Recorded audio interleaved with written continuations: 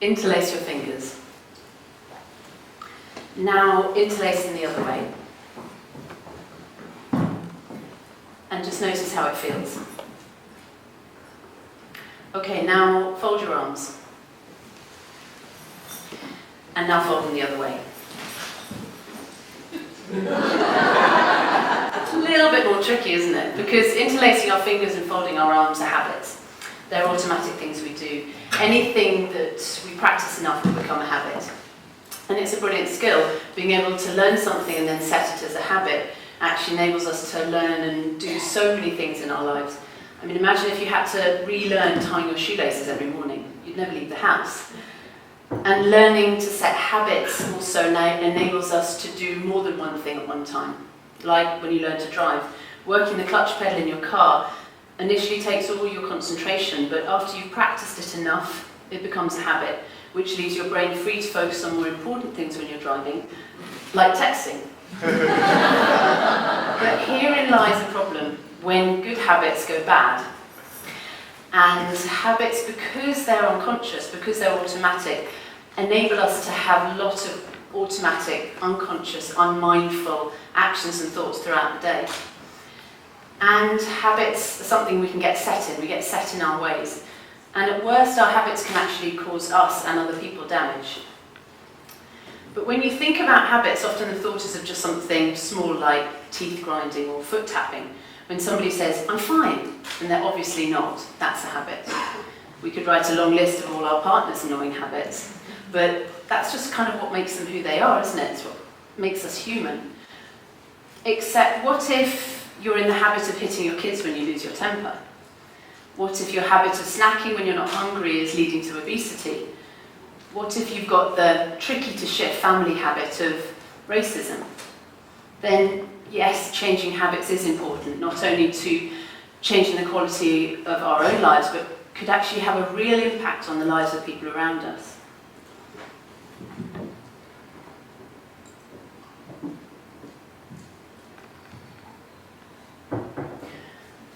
I'm Jessica Hatchett, and I teach something that I'm passionately in love with. It's yoga. Yoga is a really powerful tool for creating change and changing habits. Habits are something that lay down in our memory, not just our mind, but in our muscles as well. So it's not enough to just know we need to change our habits, or hearing great sayings like that Einstein one: if you do what you always did, you'll get what you always got, which is absolutely right. But saying it and knowing it isn't enough. We need more than that. We need actual practices and physical practices to help us change our habits. So yoga can do this. Yoga is a really supportive tool in helping us to set good habits and break bad ones. Thinking about bad habits, I actually found it really hard to work out my own bad habits. Not just because I'm obviously a squeaky clean yoga teacher, but because habits by design are unconscious. They're automatic. We're not actually meant to notice them, which is why it's so much easier to notice somebody else's bad habits than to notice your own. So if something is bad for us, it's potentially causing us and other people damage. How do we change it if we're not even aware of it? Well, something you can look out for is denial and defensiveness. When we get defensive, it's because something we're doing or thinking isn't right, but we're not taking responsibility for it. So this got me thinking. If I don't have any bad habits, what do I get defensive about? Driving too fast, leaving the dirty dishes in the sink in cold water, jumping to rash decisions, putting the needs of my work before my family, and changing and going all weird when I'm with my parents. Which I don't! And it's understandable that we get defensive. I mean, nobody likes to have the negative things about themselves pointed out to them, especially if you go around most of the time feeling like you're actually not good enough anyway. Admitting to something seemingly small like, "Actually, sorry love, I was just checking Facebook and I wasn't listening to you," can really feel like you're opening the lid on this whole pile of rubbish about yourself that you're really trying to keep hidden from the world. A lot of this rubbish our tweaks, our behaviours, our mannerisms are actually adaptive forms of behaviour that we've had to learn because we felt uncomfortable in some way. Most of this we learn when we're small children, and much of this adaptive behaviour we've actually learned from our parents' own behaviour and habits, like self-criticism or judging others. So, when does a bad habit actually become dangerous? When a habit becomes an addiction. And this can seem a bit far-fetched, can't it, to go from foot tapping to addictions? But what if one definition of addiction says that addiction is an ingrained habit that, when stopped, causes pain and trauma? Could the difference between habits and addictions be the level of discomfort and pain you feel when you try and stop? Let's say you're trying to stop pressing the snooze button in the morning because you need to get out of bed earlier. Getting out of bed earlier and stopping, going back to sleep, is going to cause you some discomfort. But it's not going to be as much as the severe pain that you will feel if you try and stop a toxic addiction. So how do we stop? Well, I see it more like going on a journey than stopping something. A journey through difficult feelings. Let's say you've already started out on this journey.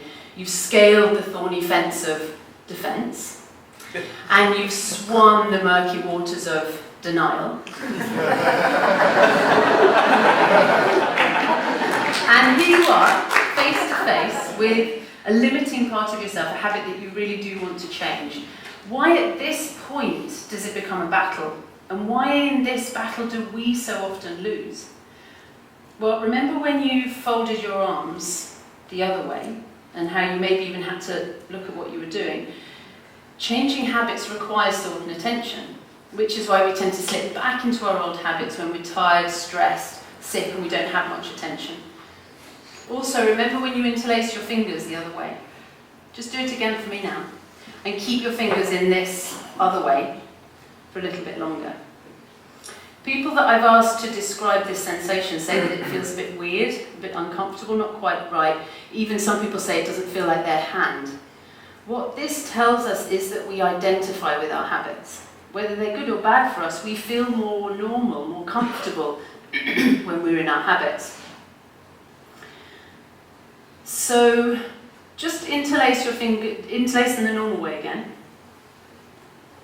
That's better, isn't it? Back to yourself again.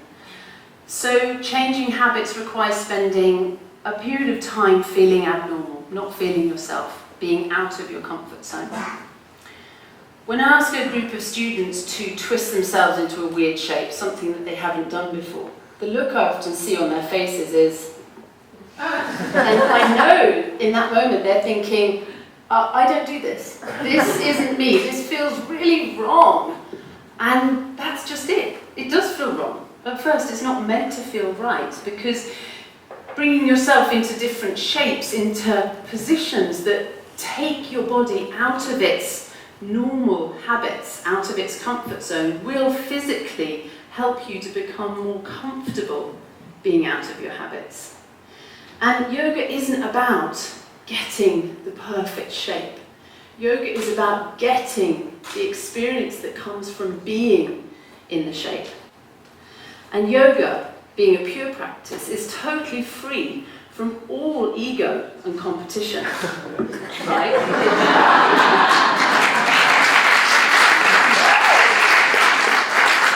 Wrong. For perfectionist junkies, yoga's like a drug. Oh, fantastic, at last, this is in my head. This practice, if I work really hard at it and I do my best, it's going to smooth out all my dirty creases. This is going to make me and life better. Wrong again.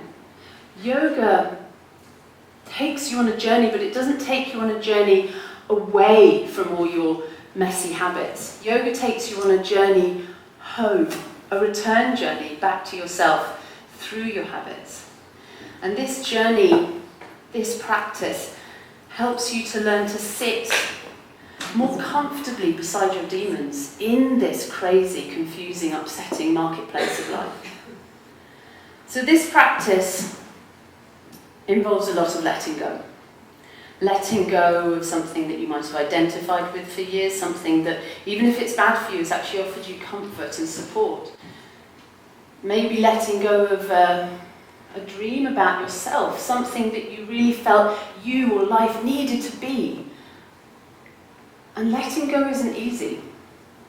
Letting go is natural, but it doesn't tend to come naturally to us. We need to practice letting go. And one way to practice is stretching. If you've got tight muscles, they're going to limit your movement. It's a given.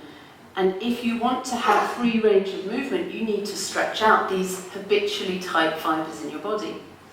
So let's say you've got tight hamstrings, and you're offered a stretch to stretch out your tight hamstrings.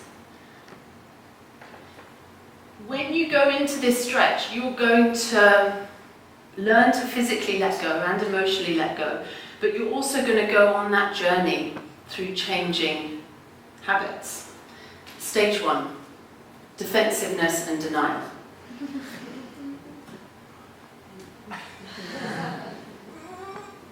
Yeah, I touch my toes. I don't need to change at all.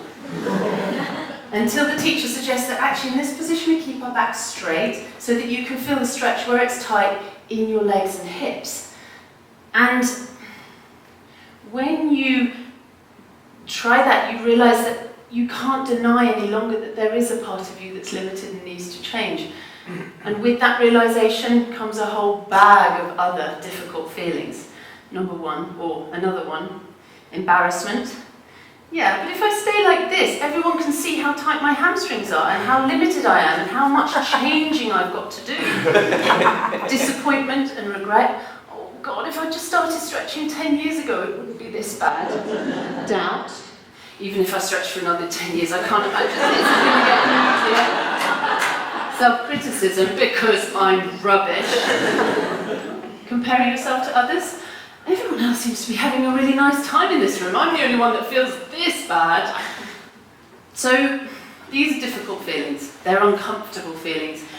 And for your information, these are my feelings. These are my thoughts. Being here isn't better than being here. Being here is more practiced than being here. When you're down here, you still have those thoughts. You're still feeling self-critical. You're still doubtful. All of those same feelings are still apparent, but you're more used to them. You're more comfortable with them. They're not so upsetting. It reminds me of that other Einstein quote, when he said, "It's not so much that I'm smarter than you, it's just that I spend longer in the problem." I'm not comparing myself to Einstein. I just like his clever stuff he does. So, these difficult feelings, you're going to meet them in a stretch, but you're also going to meet them when you try and change a habit. If you're not familiar with them and you start to change a habit, the natural response is to back away from all those uncomfortable feelings, don't want to feel that, and go back to your habits. Whereas if on this rectangle of mat, this is just a template for life. This place offers you an opportunity to take little tastes, little bite-sized portions of these difficult, uncomfortable feelings regularly so that you start to feel more comfortable with them. And let's say you've been to a pile of yoga classes. You're actually quite enjoying the feeling of stretching. You feel like you're making some changes in your body and your mind, and you're noticing that these feelings aren't quite so difficult, and you kind of feel like you might be there now. That's it, you're done. That is, until the teacher shows you something that you still haven't done. And here you are, back at the beginning. What did she just do? That was crazy, I'm never going to be able to do that. Oh, really? Okay. I told you, I definitely can't do that. This is where I stop. oh, roll my foot. Okay, and push into my hand. Okay, oh, hey, wow, I didn't think I could do that. I wonder what else I could do. This place, this practice forces you to look at the perceptions you have of yourself, these assumptions of what you can and can't do. And these are parameters that we set. We all set them, and they're confines. These confines are built by our set beliefs and our habits. And it's up to us to decide if we want to take down these confines. As adults, I think we can all agree and know that familiar feeling of being an old dog who can't learn new tricks. So it's important that we regularly take ourselves for walks out of our comfy kennel of habits. Climb some obstacles, go through fear, because you will keep coming to a really promising place.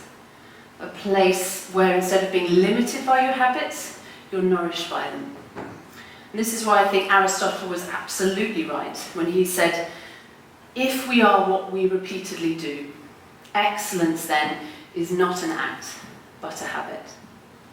Thank you.